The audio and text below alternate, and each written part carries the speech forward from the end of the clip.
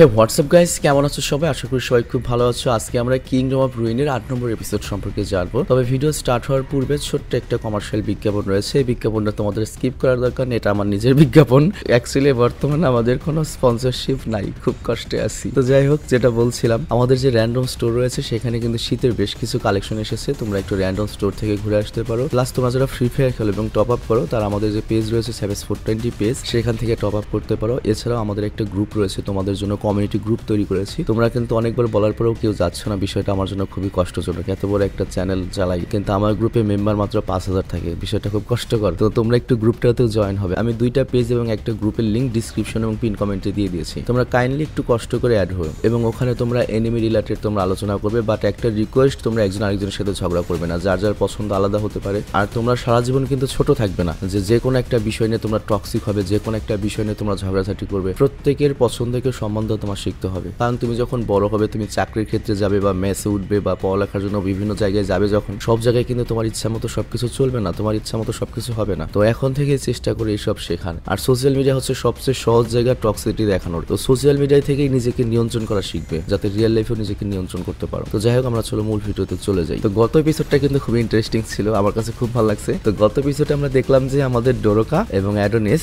মানে একটা নায়ক নায়িকা স্টাইলের ডোরোকা এসে বাইক নিয়ে চলে আসে, কিন্তু বাইক আর থামাতে পারে না। খুব মজার একটা দৃশ্য ছিল। আর আজকের পর্বটা আমি দেখেছি এক্সপ্লেন করার আগে, আজকের পর্বটাও অনেক মজা, তবে লাস্টের দিকে একটু আর কি তোমার খারাপ লাগতে পারে কোনো একটা কারণে। তো চলো আমরা শুরু করি। তো এই এপিসোডের শুরুতে আমাদের দেখানো হয় যে রেডি এম্পায়ারের যতজন লোকজন ছিল তারা সবাই খুব খুশি, অনেক বেশি এক্সাইটেড। তারা সবাই নিজেদের ফোনে কোন একটা কিছু জিনিস লাইভ দেখছিল। অ্যাকচুয়ালি যেহেতু আগের রাজা মারা গিয়েছে, তো নতুন রাজা কি হবে সেটা আজকে ঘোষণা করা হবে। আর অন্যদিকে আমাদের ওসকে দেখানো হয় যে এই সব কিছু দেখে অনেক শান্তি পাচ্ছিল। আর তারপর আমাদের সরাসরি ক্যাসেলের ভেতরের দৃশ্য দেখানো হয়, যেখানে একজন উপস্থাপক এসে লাস্ট রাজা কেমন ছিল তার সম্পর্কে সব বলে এবং বলে যে সে 28 নম্বর এম্পায়ার ছিল এবং সে মানবজাতিকে প্রযুক্তির ব্যবহার করে এত উপরে নিয়ে গিয়েছিল যে আমাদের আর উইজদের উপর ডিপেন্ডেন্ট থাকতে হয়নি। এবং এর সাথে মানবজাতি এত শক্তিশালী হয়ে গিয়েছে, তারা সকল উইজদেরও ধ্বংস করে ফেলেছে। তবে এর সাথে ওই রাজা তার নিজের রাজ্যের মানুষদের প্রতি অনেক কাইন্ড এবং লাভিং ছিল, কিন্তু এত শক্তিশালী হওয়া সত্ত্বেও তিনি কিন্তু তার ইলনেস থেকে বাঁচতে পারেননি। তো এখানে আমরা বুঝতে পারি রাজা কিভাবে মারা গিয়েছে, পুরো বিষয়টা গোপন রাখা হয়েছে। মানে বলা হয়েছে হয়তো যে সে অসুখে মারা গিয়েছে। আর এরপর বলা হয় যা কিছুই হোক না কেন, এই রাজা সব সময় আমাদের মনের মধ্যে থাকবে। তো এরপর কাউন্টডাউন শুরু হয়ে যায় নতুন রাজার ফেস রিভিল করার। তো সবাই খুব এক্সাইট হয়ে যায় নতুন রাজাকে দেখবে। আর তখন স্টেজে নাচতে নাচতে অনেক মেয়ে আসে।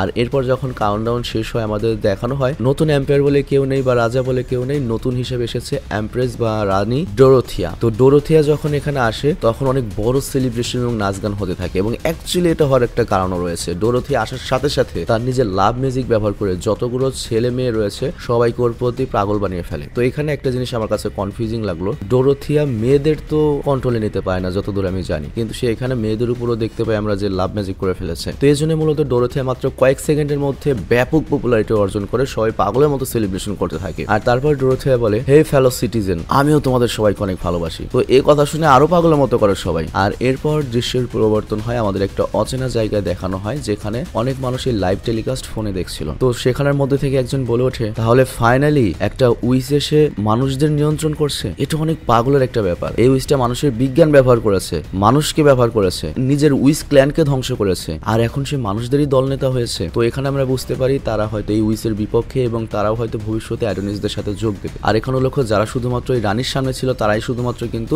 ওই লাভ স্পেলে বা ওই ভালোবাসার জাদুতে আটকে পড়েছে, বাকি যারা দূরে রয়েছে তারা কিন্তু ওটা আটকায়নি। তো যাই হোক, অন্যদিকে আমাদের দেখানো হয় থিটাও এই সবকিছু দেখছিল। আর থিটা বলে, এটা একটা উইস আর এটার নাম হচ্ছে ডোরোথিয়া। মানে থিটাও বুঝতে পারছো, বুড়ো চিনে ফেলেছে আর কি ওকে। আর এরপর আমাদের একটা লোককে দেখানো হয় যার মাথা শরীর থেকে আলাদা করে দেওয়া হয়েছে। আর সবচেয়ে ইন্টারেস্টিং ব্যাপার হলো এই লোকটি দেখতে একদম অ্যাডোনিসের মতো ছিল। তো এখানে বিস্তারিত আর কিছু দেখানো হয় না, সে কে ছিল বা কেন মাথা থেকে আলাদা বা কেন মাথা আলাদা, এটা আমরা পরে জানতে পারবো। আর এরপর দৃশ্যের পরিবর্তন হয়, আমাদের দেখানো হয় ডোরোথিয়ার মাথায় ওই এম্পায়ারের মুকুট এসে বসে যায়। আর এরপর দৃশ্যের পরিবর্তন হয়, আমাদের মরুভূমি দেখানো হয়, যেখানে সিরোসাগি ন্যাশনাল ইন্টেলিজেন্সের যে ডিরেক্টর সে বসেছিল এবং সে ওই লাইভ টেলিকাস্ট দেখছিল এবং সে ডোরোথিয়ার প্রেমে পড়ে যায়। কিন্তু তখনই সে ভাবে, না, আমার মিশন থেকে ধ্যান সরানো উচিত হবে না, আমার মিশন হচ্ছে অ্যাডোনিসকে খুঁজে বের করা। কিন্তু সে কোনোভাবে অ্যাডোনিস কোথায় রয়েছে এটা ট্র্যাক করতে পারছিল না। আর এর জন্য সে জাদু করে, জাদু বা কোনো ধরনের টেকনোলজি ইউজ করে, যেখানে অনেকগুলো হাত চলে আসে এবং বলে, তোমরা আমার হয়ে অ্যাডোনিসকে খুঁজে বের করো। মানে এখানে আমাদের বোঝানো হলো যে সিরোগাছির অনেকগুলো হাত রয়েছে। তো যাই হোক, অন্যদিকে আমাদের দেখানো হয় অ্যাডোনিস আর ডোরোকা বাইকে করে যাচ্ছিল। তো অ্যাডোনিস ডোরোকাকে বলে, দেখো ডোরোকা, আমার প্রতিশোধ নেওয়া বন্ধ করার কোনো প্ল্যান এখনো নেই। আর আমি তোমাকে সরাসরি বলে দিচ্ছি, তুমি আমার সাথে থাকতে পারো ঠিক আছে, বাট আমার এই প্রতিশোধ নেওয়ার থামানোর কোনো পদক্ষেপ কিন্তু তুমি নেবে না, তাহলে কিন্তু তোমার খবর রয়েছে,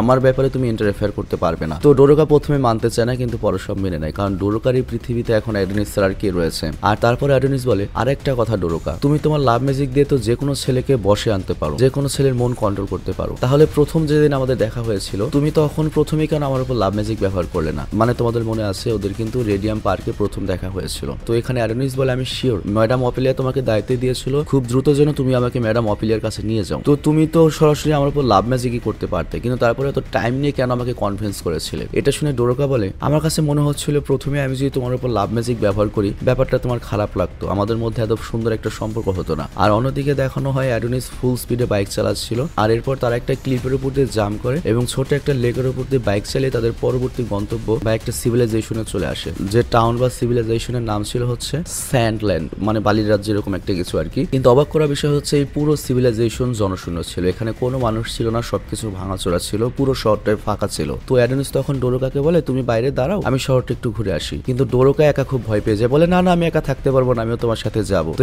এরপর অ্যাডোনিস ডোরোকার ব্যাগের দিকে লক্ষ্য করে এবং বলে, এই ব্যাগ কই থেকে আসলো, এই ব্যাগে কি? ডোরোকা বলে, এই ব্যাগটা স্পেশালি মিস্টার পান্স আমাকে দিয়েছে, মানে গিফট করেছে, এবং এটার ভিতর আমাদের যে অনেক খাবার দাবার, প্রোটিন, ঔষধ আর একটা স্পেশাল জিনিস রয়েছে যেটা দেখতে স্নোবলের মতো, কিন্তু যখন ওটাই বাটন প্রেস করা হয় দেখা যায় ওটা একটা স্নোম্যান ট্যান্ট বা তাঁবু তৈরি হয়ে যায়। এবং ডোরোকা বলে, এই তাঁবুটা অনেক বেশি স্পেশাল এবং লাক্সারিয়াস, তাই না? দেখলে মনেই হয় না যে এত ছোট জিনিস এত বড় হতে পারে। কিন্তু অ্যাডোনিসের এসবে কোনো ইন্টারেস্টই নেই, অ্যাডোনিস পুরো মনে করো কার মতোই না। তো যাই হোক, এরপর আমাদেরকে দেখানো হয় ওরা ওখানে যেতে যেতে শহরের সবচেয়ে বড় বিল্ডিং এ যায়, যেটা একটা পুলিশ স্টেশন ছিল। তো এরপর দুজন পুলিশ স্টেশনে ঢোকে। তো ওরা যখন ঢোকে পুরো জায়গাটা একবারে শুনশান খালি ছিল। তো ডোরোকা প্রচুর ভয় পেয়ে যায়, আর বিশেষ করে সেখান দিয়ে যখন একটা ইঁদুর যায় ডোরোকা তো ভয় একবারে মনে করো যে কাম সারা। আর তখনই সেখানে একটা উড়ন্ত বাদুড়ও দেখতে পায়, তো ডোরোকা আরো ভয় পেয়ে যায়। কিন্তু এসব করতে করতে ডোরোকার পা এক জায়গাতে আটকে যায়। তো এবার বুঝতেই পারছো ডোরোকা কোন লেভেলের ভয় পেয়ে যাবে। তবে তারপরে অ্যাডোনিস ওকে ঠিক করে এবং বিল্ডিং এর সবচেয়ে উপরের ফ্লোরে নিয়ে চলে যায়। আর যখনই উপরের ফ্লোরে যায় তখনই একটা হলোগ্রাম আসে। হলোগ্রাম মানে তো জানোই এআই জেনারেটেড করে একটা পিকচার, যেটা অটোমেটিক্যালি কথা বলবে বা মনে করে একটা ডিসপ্লের মতো। তো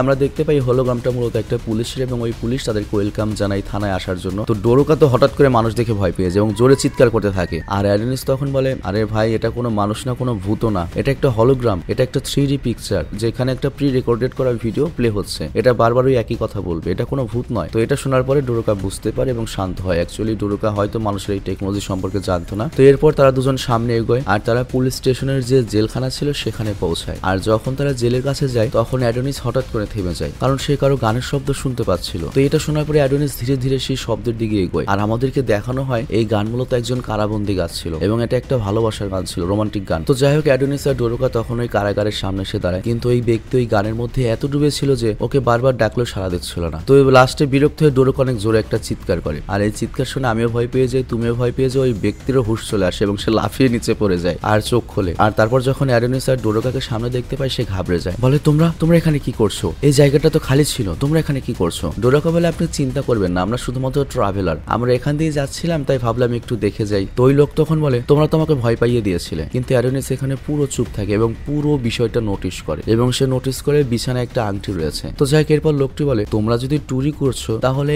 এইখানে কেন এসেছো? এটা তো একটা ফালতু জায়গা। অ্যাডোনিস বলে, এই প্রশ্ন তো আমি আপনাকে করতে চাই, আপনি এই ফালতু জায়গায় একা কি করছেন? ওই ব্যক্তিটা তখন মনে করো যে চুপ হয়ে যায়। আর তারপর কিছুক্ষণ ভেবে বলে, দেখতেই পাচ্ছ আমি একজন কারাবন্দী তাই এখানে রয়েছি। তো এটা শোনার পরে অ্যাডোনিস চুপ থাকে এবং সে আবার সবকিছু নোটিস করে। কি নোটিস করে এটা পর্বে লাস্টে জানতে পারবে। আর এরপরে অ্যাডোনিস ডোরোকাকে বলে, আমাদের এই জায়গা থেকে চলে যাওয়া উচিত, এই জায়গা আমাদের জন্য কোনো কাজের না। তো এই কথা বলে অ্যাডোনিস চলতে শুরু করে। আর ওই লোকটি তখন বলে, হ্যাঁ ঠিক বলেছো, শুধু এই কারণেই এখান থেকে সবাই দূরে সরে গিয়েছে, কেউ এখানে থাকেনি। আর সে বলে কিভাবে রাজা সবাইকে কথা দিয়েছিল একটা নেক্সট টেকনোলজি জেনারেশনের, যেখানে সে হুইজদের পুরোপুরি শেষ করে দিয়েছিল, সুন্দর ভবিষ্যতের কথা দিয়েছিল। কিন্তু দেখো আজও আমরা কি অবস্থায় রয়েছি, এবং এখান থেকে সব লোক খাদ্যের অভাবে কাজের অভাবে ওই শহরে গিয়ে মাইগ্রেট করেছে সবাই, কিন্তু টেকনোলজি হয়ে কি হয়েছে, সবার উন্নতি হয়নি। তো এটা শুনে অ্যাডোনিস বলে, আচ্ছা তুমি কি আমাকে এটা বলতে পারো যে এখান থেকে সবচেয়ে কাছের টাউন কোথায় রয়েছে যেখানে মানুষ বসবাস করে? লোকটি তখন কিছুক্ষণ ভাবে আর বলে, হ্যাঁ তুমি যদি পূর্ব দিকে 70 কিলোমিটার যাও তাহলে একটা আরবান সিটি পাবে যেটার নাম হচ্ছে মামোতা। তো এই খবর নেওয়ার পরে অ্যাডোনিস বলে, ডোরোকা আমাদের সেখানে যেতে হবে। আর তারপর ডোরোকা ওই ব্যক্তিকে ডিস্টার্ব করার জন্য সরি বলে চলে যায় আর দৌড়াতে দৌড়াতে অ্যাডোনিসের কাছে আসে। আর অ্যাডোনিসকে বলে, অ্যাডোনিস দ্বারা আমার কথা শুনো, তোমার কি মনে হয় ওই বৃদ্ধ লোকটাকে আমাদের সাহায্য করা উচিত? তা না হলে সে খাবে কি, সে তো না খেয়ে মারা পড়বে, সে তো কারাবন্দী হয়ে আটকা রয়েছে ওখানে। তখন অ্যাডোনিস বলে, তোমার কি মনে হয় এই শহরে কোনো মানুষ দেখেছো? ওই লোকটা কারাবন্দী হয়ে এতদিন বাঁচার কথা, তোমার কি মনে দেখানো হয় ওই জেলখানা লক করা, আর তখন আমাদের দেখানো হয় যে অ্যাডোনিস কি খেয়াল করেছিল। আমাদের জেলের ভেতরে দেখানো হয়, আমরা দেখতে পাই ওটা আসলে লক করা নয় এবং ওই কারাবিন্দি পিছনে ঘুরে কারো শরীরের উপরে হাত বোলাচ্ছিল। আর এদিকে অ্যাডোনিস বলে ওই হাজবেন্ড ওয়াইফের কোনো খাবার প্রয়োজন নেই, তাদের দরকার শুধুমাত্র শান্তি। এটা শুনে ডোরকা জিজ্ঞাসা করে হাজবেন্ড ওয়াইফ ওখানে তার স্ত্রী রয়েছে, আমি তো দেখলাম না। আর তখন আমাদের দেখানো হয় জেলের ভেতরে যে ব্যক্তি ছিল তার পেছনে তার স্ত্রী ছিল এবং সে তার স্ত্রীকে জাগায়। আর এখানে একটা জিনিস আমরা দেখতে পাই, মর্মান্তিক ব্যাপার, তার স্ত্রী কিন্তু অনেক আগেই মারা গিয়েছে এবং শুকিয়ে কঙ্কাল হয়ে গিয়েছে, কিন্তু তারপরেও ওই ব্যক্তি ওই কঙ্কালটিকেই একটা নর্মাল মানুষের মতো ট্রিট করে এবং বলে চলো সাশা আমরা আবার আমাদের রোমান্টিক গান শুরু করি। আর সে তার স্ত্রীকে পাশে বসায় আর বলে এখানে আর কেউ নেই, কে আমাদের আর ডিস্টার্ব করতে আসবে না। তো এরপর সে করে কি তার স্ত্রীর কঙ্কালের উপর হাত রাখে এবং আমরা দেখতে পাই যেখানে ওয়েডিং রিংটা সে পরিয়ে দেয় আর কাঁদতে কাঁদতে বলে সেদিন সবাই ভেবেছিল তুমি উইস আর এ কারণে তোমাকে জেলে ভরে দিয়েছিল আর তুমি মারা গিয়েছিলে, কিন্তু আজ এখান থেকে সবাই চলে গিয়েছে, এখানে আমাদের ডিস্টার্ব করার মতো আর কেউ নেই সারা, আমি তোমাকে ছেড়ে কখনো কোথাও যাব না, মরার আগ পর্যন্ত তোমার সাথে থাকবো। আর তারপরে লোকটি অনেক কাঁদে এবং বলে আমাকে ক্ষমা করে দিও সারা বা সাশা, সেদিন আমি তোমাকে প্রোটেক্ট করতে পারিনি, কিন্তু আমি তোমাকে অনেক ভালোবাসি। আর অন্যদিকে আমাদেরকে দেখানো হয় অ্যাডোনিস ডোরকাকে বলে ডোরকা এখানে আমাদের আর কোনো কাজ নেই, আমাদের একটা শহরে যেতে হবে যেখানে মানুষ রয়েছে। তো এরপর ওরা দুজন বাইক নিয়ে চলতে থাকে নতুন শহরের দিকে। আর এখানেই এপিসোডটা শেষ হয়ে যায়। অ্যাকচুয়ালি সত্যি কথা বলতে প্রথম 5টা এপিসোড আমার কাছে ভালো লাগেনি, আমি একরকম মনের উপর জোর খাটিয়ে দেখেছি আর কি, বাট এখন অ্যাকচুয়ালি আমার এই সিরিজটা ভালো লাগছে, মানে এই সিরিজে কাজ করতে ভালো লাগছে এবং কাহিনীগুলো ইন্টারেস্টিং লাগছে। তোমাদের কাছে কেমন লাগছে আমি জানি না, মানে প্রথম কাহিনীগুলো ভালো ছিল বাট আমার কাছে অত ভালো লাগে না, সবার চয়েস তো এক না। আমি যা শুরু করেছি এই জন্য আর কি এই পর্যন্ত এক্সপ্লেন করেছি, কিন্তু 6 নম্বর এপিসোড থেকে মূলত আমি এটার আসল মজাটা পেতে শুরু করেছি। আশা করছি পরের এপিসোডগুলো আরো ইন্টারেস্টিং হবে। তো যাই হোক আমি আজকের মতো বিদায় নিচ্ছি, ভালো থেকে সুস্থ থেকে, এবং যে বিজ্ঞাপনগুলো দিয়েছি র্যান্ডম স্টোরের প্লাস ফ্রি ফায়ার টপ আপের এর সাথে আমাদের গ্রুপের সবগুলো লিঙ্ক ডিসক্রিপশন এবং পিন কমেন্টে দিয়ে দিয়েছি, তোমরা কাইন্ডলি একটু কষ্ট করে ওগুলো ফলো করে দিয়ে এসো এবং গ্রুপে জয়েন হও। বিদায় নিচ্ছি আমি।